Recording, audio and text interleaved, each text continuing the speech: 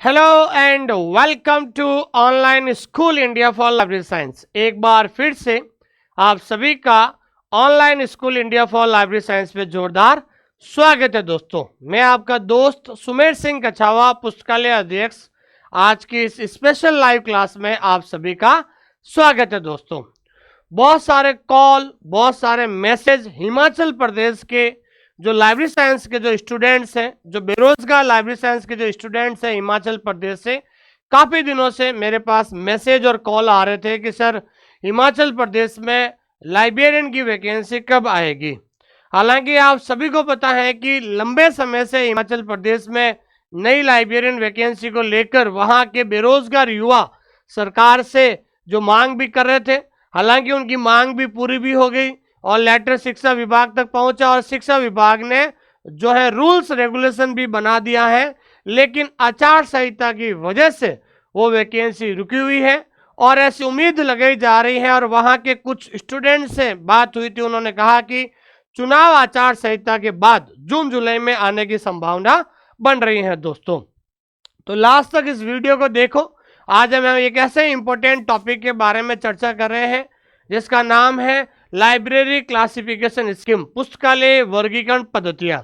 ये एक ऐसा टॉपिक है जिसके बारे में हर स्टूडेंट को जानना बहुत ज़्यादा जरूरी है दोस्तों। जो भी विद्यार्थी इस क्लास को देख रहे हैं, सबसे पहले लाइक कीजिए, हमारे इस चैनल को सब्सक्राइब कीजिए ताकि आने वाले समय में और अच्छे टॉपिक जो हम आपको इस यूट्यूब पर आपको पढ़ाएंगे ताकि आप अच्छे से नोट्स बना सके दोस्तों।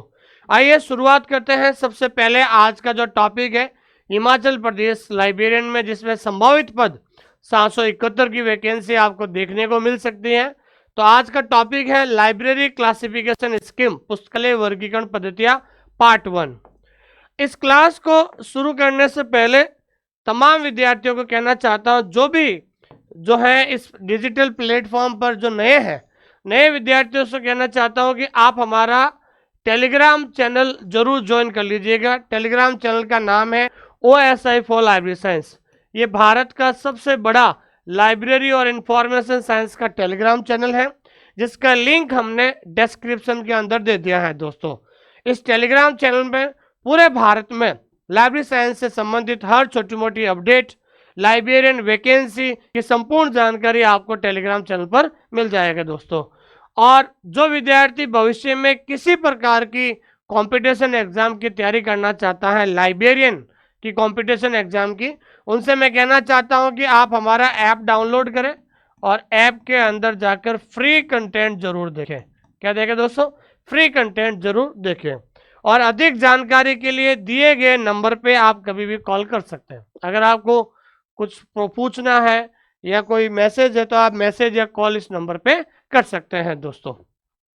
ठीक है दोस्तों, जैसा कि आप सभी को पता है कि बहुत सारे विद्यार्थी कह रहे हैं सर वैकेंसी कब आएगी, तो मैं आपको बताना चाहता हूं कि ये जो न्यूज़ है ये आपके हैं 6 फरवरी 2023 की। ठीक है ना, 6 फरवरी 2023 की जो है, सॉरी 6 दिसंबर है, सॉरी 6 दिसंबर। ठीक है ना, आज से 3 महीने पहले की बात है। ये जो नोटिस है ये हिमाचल प्रदेश के द्वारा, हिमाचल प्रदेश के जो है एजुकेशन गवर्नमेंट, हिमाचल प्रदेश की सरकार के द्वारा ये नोटिफिकेशन जारी किया गया था 6 दिसंबर 2023 को, आज से 3 महीने पहले। तो इस 3 महीने पहले उन्होंने ये जो हिमाचल प्रदेश की सरकार ने ये नोटिफिकेशन जो है हायर एजुकेशन के द्वारा इस नोटिफिकेशन को जारी किया गया था। इस नोटिफिकेशन में इन्होंने कहा है कि आपके जो हिमाचल प्रदेश के अंदर जो लाइब्रेरियन की वैकेंसी आएगी उस पोस्ट का नाम इन्होंने चेंज किया है। और पोस्ट का नाम क्या चेंज किया है? JOA library. अब आपके हिमाचल प्रदेश के अंदर जो लाइब्रेरियन की वैकेंसी आएगी उसका जो नाम होगा जूनियर ऑफिस असिस्टेंट लाइब्रेरी। ठीक है, जिनमें उन्होंने ये कहा है कि 771 पोस्ट जो है 771 पद पर जो है आपकी वैकेंसी की जाएगी। और लेवल 4 में आपका जो ये जूनियर ऑफिस असिस्टेंट जो है लेवल 4 में गिना जाएगा और उसके बाद उसके हिसाब से आपको सैलरी मिलेगी दोस्तों।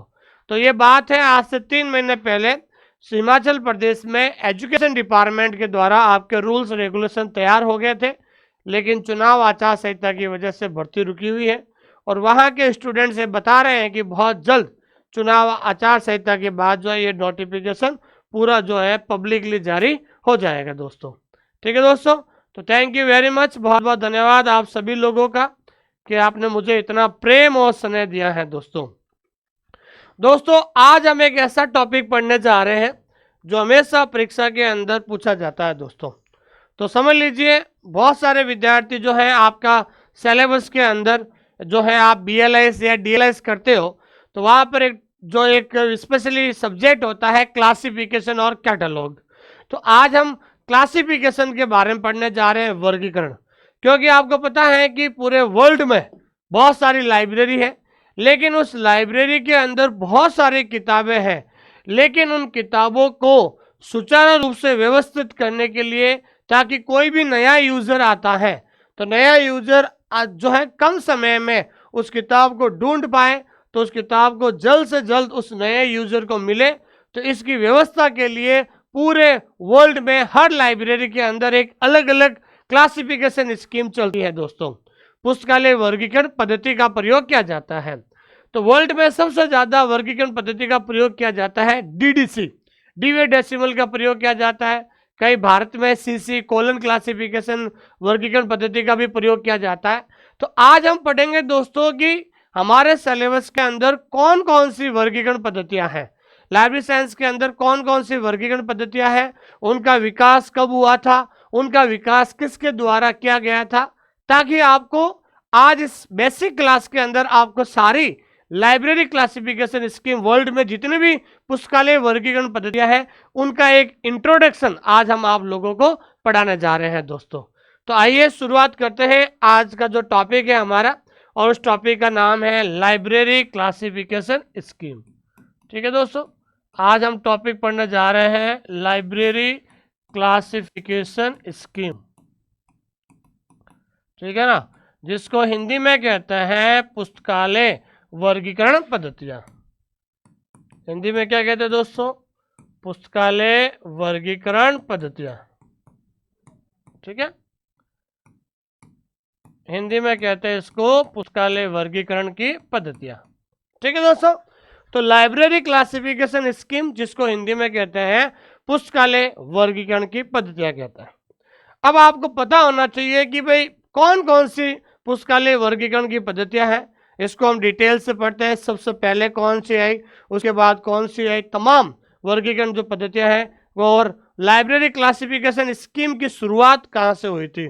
तो आज का जो ये टॉपिक है, और जो भी विद्यार्थी इस क्लास को देख रहे हैं स्पेशली हिमाचल प्रदेश वाले, एक बार मैं बार बार ये कहता हूँ कि अगर आपने लाइब्रेरियन बनने का सपना देखा है, ठीक है ना, जूनियर जो है आपका जो पोस्ट है, ठीक है, JOA लाइब्रेरी वाली जो पोस्ट है, ठीक है ना, तो अगर आपने सपना देखा हिमाचल में लाइब्रेरियन बनने का, तो मेरा एक व्यक्तिगत सुझाव ये है कि जो टॉपिक मैं पढ़ा रहा हूँ आप अपने रजिस्टर में एक पेन और रजिस्टर लीजिए और नोट्स जरूर बनाइए, ताकि जब आप प्रॉपर नोट्स बनाओगे तो आप रिवीजन करने में आपको जो है आसानी होगी दोस्तों। थैंक यू वेरी मच, बहुत बहुत धन्यवाद आप सभी लोगों का। तो आज हम बात करते हैं लाइब्रेरी क्लासिफिकेशन स्कीम। तो सबसे पहले जो वर्ल्ड में लाइब्रेरी क्लासिफिकेशन स्कीम आई थी वो आई थी द बेकन क्लासिफिकेशन। कौन से आई थी दोस्तों? The Bacon classification. ठीक है ना, तो दोस्तों सबसे पहले वर्ल्ड में अगर शुरुआत हुई थी वो हुई थी दोस्तों द बेकन क्लासिफिकेशन। तो बेकन जो ये वर्गीकरण है इसकी शुरुआत वर्ल्ड में हुई थी, और इसकी शुरुआत कब हुई थी वर्ल्ड में? 1605 में, ये ध्यान रखना आपको। तो द बेकन क्लासिफिकेशन जो है 1605 में आई थी, और इसको लाने वाला कौन था? तो पूरा नाम है फ्रांसिस बेकन। क्या नाम है दोस्तों? फ्रांसिस बेकन, ध्यान रखना। तो फ्रांसिस बेकन नाम का जो व्यक्ति था उसने सबसे पहले क्लासिफिकेशन जो है अपने नाम से ही बनाई थी, जिसका नाम है बेकन क्लासिफिकेशन। तो बेकन क्लासिफिकेशन कब आए थे? जो है 1605 में आई थी, और इसको डेवलप किसके द्वारा किया गया था? फ्रांसिस बेकन के द्वारा की गई थी। उसके बाद जो है दूसरी क्लासिफिकेशन आई थी हैरिस, ठीक है ना, हैरिस क्लासिफिकेशन, हैरिस वर्गीकरण, ठीक है ना दोस्तों, हैरिस वर्गीकरण, हैरिस क्लासिफिकेशन है। तो अब आपको बता कि हैरिस क्लासिफिकेशन कब आया था, वो आया था 1870 में आया था, और इसको लाने वाला, इसको डेवलप करने वाला व्यक्ति का नाम है W.T. हैरिस। क्या नाम है दोस्तों, W.T. हैरिस, ध्यान रखना। तो W.T. हैरिस के द्वारा हैरिस क्लासिफिकेशन आई थी 1870 में। तो सबसे पहला आया था बेकन क्लासिफिकेशन 1605 में, फ्रांसिस बेकन के द्वारा शुरू किया गया। उसके बाद आया था हैरिस क्लासिफिकेशन 1876 में, जिसे W.T. हैरिस के द्वारा शुरू किया गया था, ठीक है ना। उसके बाद हम बात करते हैं तीसरा, वेरी इंपॉर्टेंट और सबसे इंपॉर्टेंट आता है DDC, और तीसरी वर्गीकरण जो पद्धति है जिसके बारे में हम बात करते हैं DDC। DDC एकमात्र ऐसी वर्गीकरण पद्धति है कि वर्ल्ड में जितने भी लाइब्रेरी है, सभी लाइब्रेरी में सबसे ज्यादा अगर यूज किया जाता है, परीक्षा के अंदर सवाल आता है कि वर्ल्ड में सबसे ज्यादा, वर्ल्ड की जो जितनी भी लाइब्रेरी है, सबसे ज्यादा कौन सी वर्गीकरण पद्धति का यूज होता है, तो सबसे ज्यादा वर्गीकरण पद्धति का यूज होता है DDC का। किसका दोस्तों, DDC का।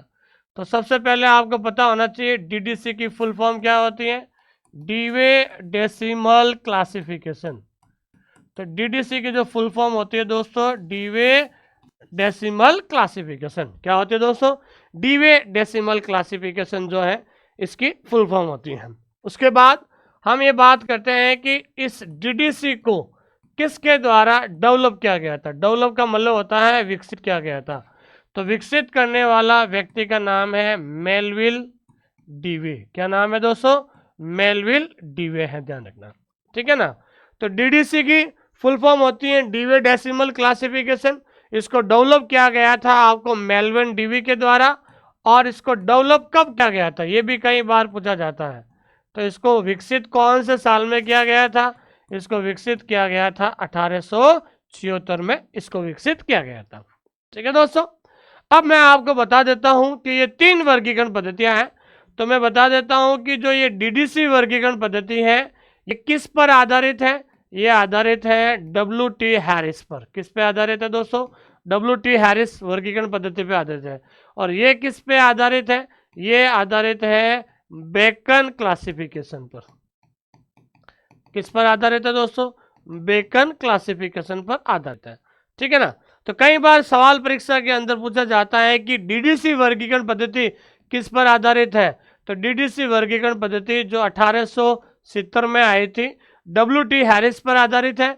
और W.T. हैरिस किस पर आधारित है, तो W.T. हैरिस आधारित है 1605 में जो बेकन क्लासिफिकेशन आया उसके ऊपर आधारित है दोस्तों।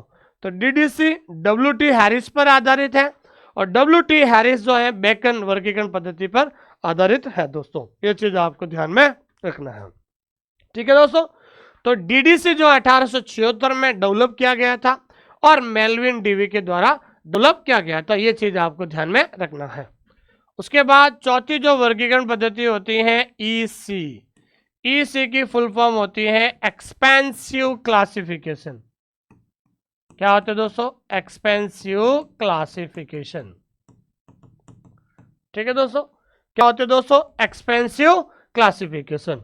अब EC कई बार शॉर्टकट में वहां पर EC भी दे देते हैं, शॉर्टकट में DDC भी दे देते हैं, इसलिए ध्यान रखना, आपको शॉर्ट फॉर्म में भी ध्यान रखना है और फुल फॉर्म में भी आपको ध्यान रखना है। तो कई बार वहाँ ऑप्शन में EC और कई बार पूरा नाम दे देते हैं एक्सपेंसिव क्लासिफिकेशन।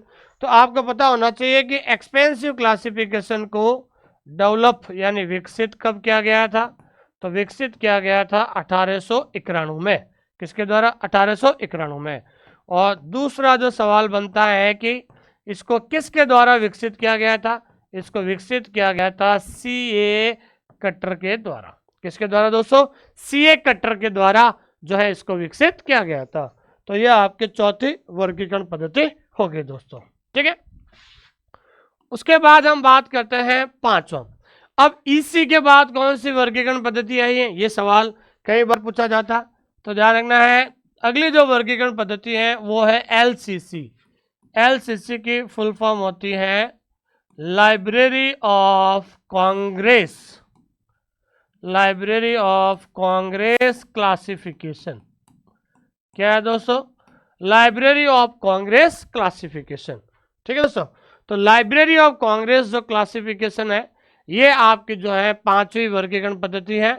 इस वर्गीकरण पद्धति को डेवलप कब किया गया था, ये सवाल कई बार पूछा जाता है। 1904 में इसको कब डेवलप किया गया था?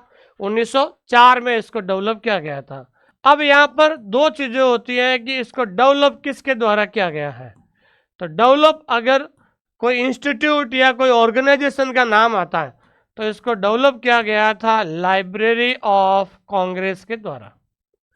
ठीक है ना, किसके द्वारा दोस्तों? लाइब्रेरी ऑफ कांग्रेस के द्वारा। अब आपको पता होना चाहिए कि लाइब्रेरी ऑफ कांग्रेस क्या है। तो लाइब्रेरी ऑफ कांग्रेस जो है ना, अमेरिका की राष्ट्रीय पुस्तकालय का नाम है। तो लाइब्रेरी ऑफ कांग्रेस क्या है दोस्तों? ये अमेरिका की राष्ट्रीय पुस्तकालय का नाम है दोस्तों। लेकिन अगर यहाँ पर व्यक्ति पूछ ले कि भाई जो है लाइब्रेरी ऑफ कांग्रेस क्लासिफिकेशन से कौन से दो व्यक्ति जुड़े हुए हैं जिन्होंने लाइब्रेरी ऑफ कांग्रेस क्लासिफिकेशन को डेवलप करने के लिए जो है उनका सहयोग किया था, तो दो व्यक्ति हैं जिसका नाम है, एक तो है सीएम हैंसन। क्या नाम है दोस्तों? एक का नाम है सीएम हैंसन और दूसरा का नाम है चार्ल्स मार्टेल। क्या नाम है दोस्तों? Charles Martel. ये दो व्यक्ति हैं, सीएम हैंसन और दूसरा है चार्ल्स मार्टेल। तो परीक्षा के अंदर सवाल पूछा जाता है कि सीएम हैंसन और चार्ल्स मार्टन कौन सी वर्गीकरण पद्धति से जुड़े हुए हैं। तो सीएम हैंसन और चार्ल्स मार्टन जो है लाइब्रेरी ऑफ कांग्रेस क्लासिफिकेशन वर्गीकरण पद्धति से जुड़े हुए हैं। इन दोनों ने मिलकर लाइब्रेरी ऑफ कांग्रेस जो एक अमेरिका का राष्ट्रीय पुस्तकालय है, वहां पर उन्होंने इस वर्गीकरण पद्धति का निर्माण किया था दोस्तों। समझ में आ गया आपको? ठीक है, उसके बाद हम बात करते हैं अगली जो वर्गीकरण पद्धति आती है यूडीसी। कौन सी आती है दोस्तों? यूडीसी। यूडीसी की फुल फॉर्म क्या होती है? Universal decimal classification scheme. Universal decimal classification scheme, ध्यान रखना। ठीक है दोस्तों, अब हम बात करते हैं उसके आगे universal decimal classification scheme, UDC. देखो कई बार क्या होता है कि ऑप्शन में यूडीसी आता है और कई बार जो है इसकी फुल फॉर्म भी पूछी जाती है। तो यूडीसी की फुल फॉर्म है यूनिवर्सल डेसिमल क्लासिफिकेशन है। अब यूडीसी को डेवलप, ठीक है ना, तो यूडीसी को डेवलप किया गया था 1905 में। कब डेवलप किया गया था दोस्तों? 1905 में इसको डेवलप किया गया था। और यूडीसी को डेवलप किसके द्वारा किया गया है? तो इसमें भी आपको थोड़ा सा ध्यान रखना है कि अगर कोई ऑर्गेनाइजेशन का नाम आता है तो वहां पर आपको ध्यान रखना है फिड। तो यूडीसी को फिड के द्वारा डेवलप किया गया है। लेकिन तो फिड तो हो गया ऑर्गेनाइजेशन का नाम, लेकिन कौन से दो व्यक्ति जो हैं यूडीसी से जुड़े हुए थे? तो उसमें पहला व्यक्ति का नाम है पॉल, पहला व्यक्ति का नाम है पॉल ऑटलेट। क्या नाम है दोस्तों? पॉल ऑटलेट जो पहला व्यक्ति है। और दूसरा जो व्यक्ति का नाम है Henry law Fontaine. Henry law Fontaine, ठीक है ना, हेनरी लॉ फॉन्टेन। ठीक है दोस्तों, तो परीक्षा में कई बार सवाल पूछा जाता है कि पॉल ऑटलेट और हेनरी लॉ फॉन्टेन ये दोनों व्यक्ति कौन सी वर्गीकरण पद्धति से जुड़े हुए हैं। ये दोनों व्यक्ति जो है यूडीसी यूनिवर्सल डेसिमल क्लासिफिकेशन जो है पद्धति है उनसे जुड़े हुए हैं दोस्तों। ठीक है, और कोई ऑर्गेनाइजेशन का नाम आ जाता है कि भाई यूडीसी को किसके द्वारा डेवलप किया गया है, तो यूडीसी को डेवलप किया गया है फिड के द्वारा। किसके द्वारा दोस्तों? फिड के द्वारा डेवलप किया गया है दोस्तों। ठीक है, उसके बाद हम, ये कितना नंबर हो गया? ये 6 नंबर हो गया। उसके बाद सातवीं जो वर्गीकरण पद्धति आती है वो आती है एससी। एससी की फुल फॉर्म होती है सब्जेक्ट क्लासिफिकेशन। क्या कहते हैं दोस्तों? सब्जेक्ट क्लासिफिकेशन कहते हैं विषय वर्गीकरण पद्धति। सब्जेक्ट क्लासिफिकेशन को हिंदी में क्या कहते हैं दोस्तों? विषय वर्गीकरण पद्धति। ठीक है ना दोस्तों, विषय वर्गीकरण पद्धति कहते हैं दोस्तों। ठीक है, सब्जेक्ट क्लासिफिकेशन। अब जो है आपके सवाल ये बनता है कि सब्जेक्ट क्लासिफिकेशन किसके द्वारा जो है डेवलप किया गया था? वो डेवलप किया गया था जेडी ब्राउन के द्वारा। किसके द्वारा दोस्तों? जेडी ब्राउन के द्वारा जो है ये सब्जेक्ट क्लासिफिकेशन को डेवलप किया गया था। ये बहुत बार सवाल पूछा जाता है। और इसको डेवलप कब किया गया था? तो जेड सब्जेक्ट क्लासिफिकेशन को डेवलप किया गया था 1906 में। ठीक है दोस्तों। तो आज की क्लास में हम केवल आपको वर्गीकरण जो पद्धतियां हैं, लाइब्रेरी क्लासिफिकेशन जो स्कीम है, उनका इंट्रोडक्शन करवा रहे हैं, ताकि जो भी नए विद्यार्थी हैं जो लाइब्रेरी साइंस की तैयारी कर रहे हैं, ताकि कम से कम उनको बेसिक से अगर वो जो है अगर वो तैयारी करेंगे, ताकि आपको किसी प्रकार की कोई प्रॉब्लम नहीं आएगी दोस्तों। ठीक है ना? तो मैं बार बार कहता हूँ, बढ़िया से एक रजिस्टर लीजिए, एक पेन लीजिए, ताकि जो टॉपिक मैं पढ़ा रहा हूँ उनका आप नोट्स जरूर बनाएं, ताकि आपको आसानी से याद हो जाएगा। ठीक है ना दोस्तों। एक क्या होता है कि लाइब्रेरियन बनने के लिए जब एक बार आप अपने हाथों से लिख लेते हो ना, लिखने से क्या होता है कि आपका रिवीजन भी जल्द होगा, और आपको जो है क्या कह सकते हैं कि रिवीजन भी जल्द होगा और याद भी जल्द होगा दोस्तों। ठीक है ना भाई। 7वीं हो गई, एससी हो गई 1906 में। उसके बाद 8वीं जो वर्गीकरण पद्धति होती है वो होती है सीसी। तो सीसी की फुल फॉर्म क्या होती है दोस्तों? सीसी की फुल फॉर्म होती है कोलन क्लासिफिकेशन। सीसी की फुल फॉर्म क्या होती है दोस्तों? Colon classification. ठीक है ना? कोलन क्लासिफिकेशन स्कीम जो होती है वो सीसी की फुल फॉर्म होती है। ये ध्यान रखना है कि सीसी कहाँ की है दोस्तों? ये सीसी जो है कोलन क्लासिफिकेशन जो है ये भारत की, इंडिया की जो है, भारत की जो है ये वर्गीकरण पद्धति है दोस्तों। तो सीसी को डेवलप कब किया गया था? तो सीसी को डेवलप किया गया था 1933 में, इसको डेवलप किया गया था। और इसको किसके द्वारा डेवलप किया गया था? तो आपको पता होना चाहिए, इसको डेवलप किया गया था डॉक्टर एस आर रंगनाथन। किसके द्वारा डेवलप किया गया था दोस्तों? Doctor S R Ranganathan. तो ये भारत की एक वर्गीकरण पद्धति है जिसका नाम है सीसी, जिसे हम कोलन क्लासिफिकेशन कहते हैं, और हिंदी में कहते हैं द्विबंधु वर्गीकरण पद्धति। हिंदी में क्या कहते हैं दोस्तों?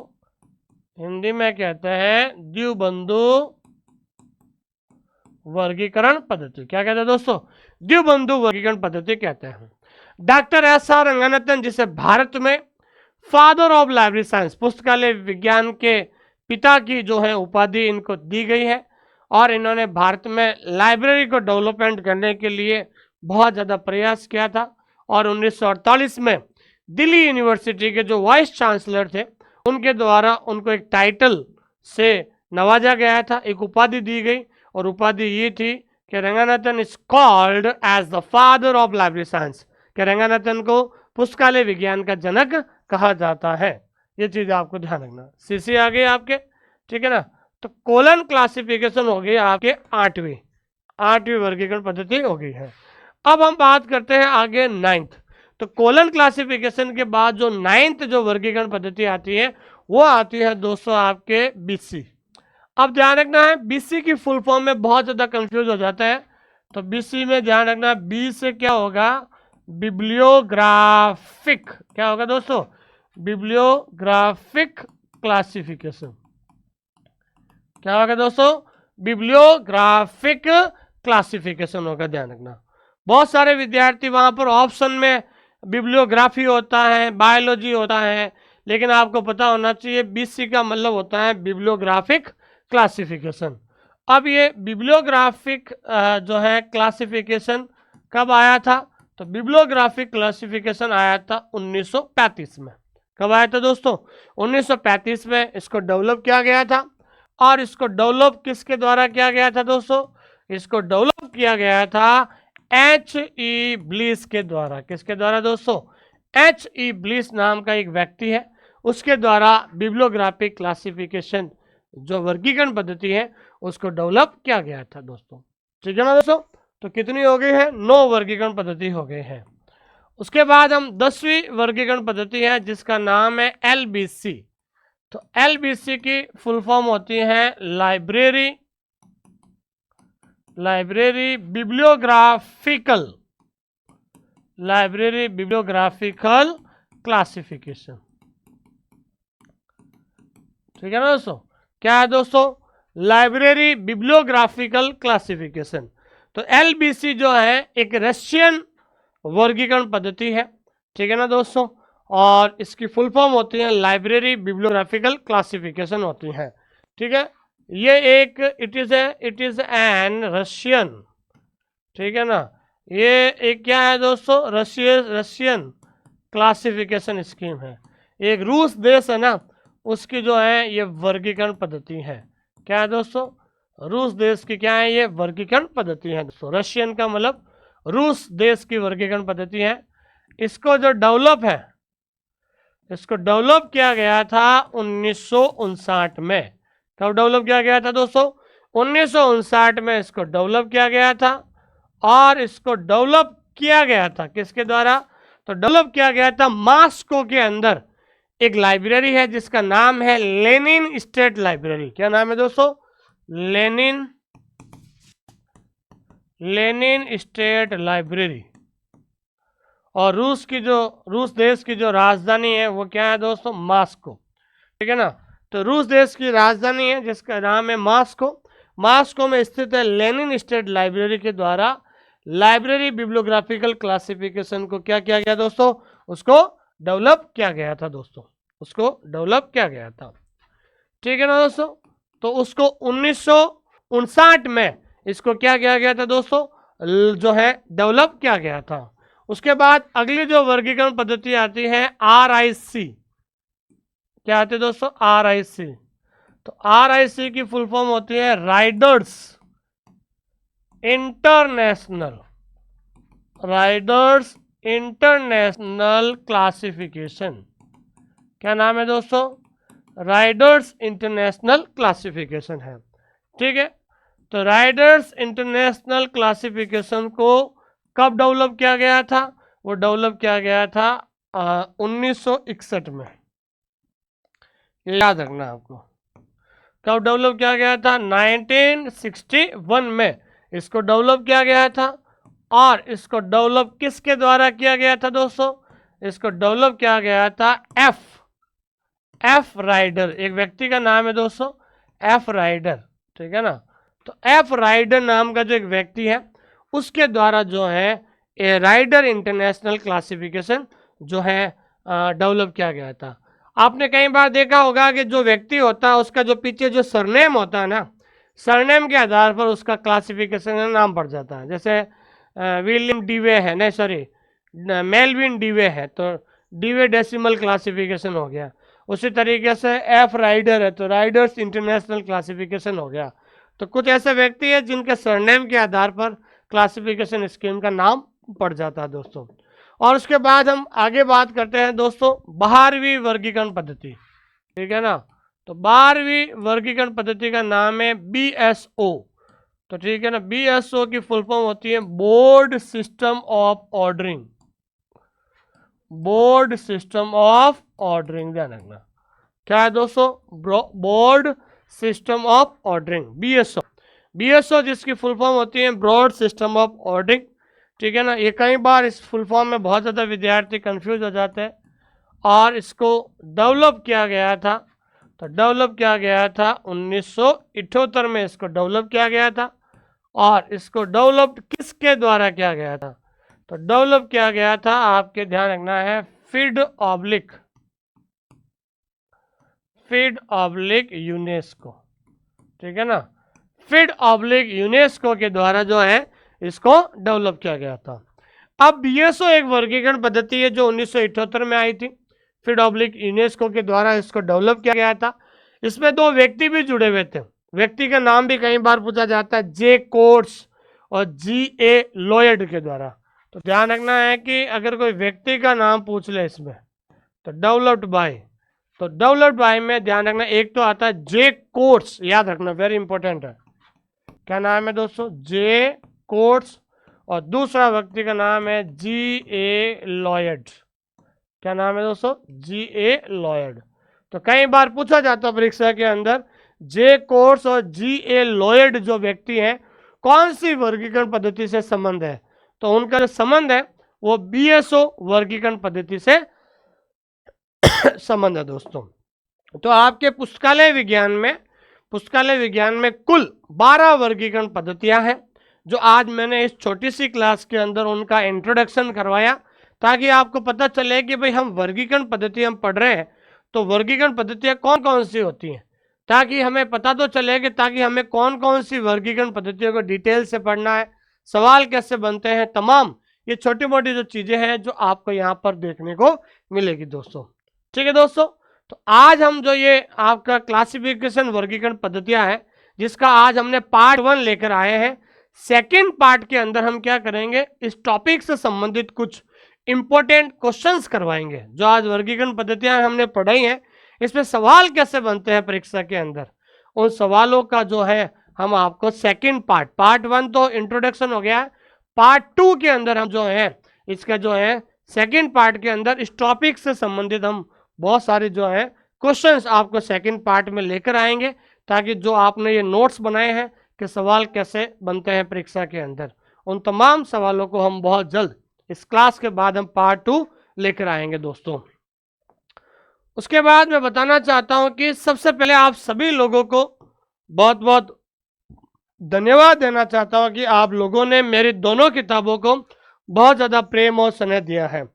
अगर आप लाइब्रेरियन कंपटीशन एग्जाम की तैयारी कर रहे हो, अगर आपको टॉप लेवल के एमसीक्यू चाहिए रिवीजन के लिए, प्रैक्टिस के लिए, तो ये मेरी वॉल्यूम 1 किताब है और ये वॉल्यूम 2, ये दोनों किताबें हैं। ये दोनों किताबें आप घर बैठे ऑल इंडिया, पूरे भारत में घर बैठे कहीं से भी मंगा सकते हैं। ये जो वॉल्यूम 1 है, ये वॉल्यूम 1 जिसमें पुराने पेपर है, और वॉल्यूम 2 इसमें भी क्या है दोस्तों, पुराने पेपर हैं दोस्तों। तो ये पुराने पेपर पर आधारित है, लेकिन ये दोनों किताबें हैं जो अन्य किताबों से बिल्कुल क्या है दोस्तों, अलग है। ये अलग क्यों है, क्योंकि आपने देखा होगा कि इसके अंदर हर क्वेश्चन और ऑप्शन क्या है दोस्तों, बाइलिंगुअल है। बाइलिंगुअल का मतलब होता है हर क्वेश्चन ऑप्शन हिंदी और इंग्लिश दोनों के अंदर है। आप देख रहे होंगे इसमें क्वेश्चन भी हिंदी है और इंग्लिश में, इंग्लिश क्वेश्चन इंग्लिश में भी और हिंदी में भी है। और सबसे बड़ी बात क्या है, इसमें हर पेज के नीचे हमने आंसर दिए हुए हैं।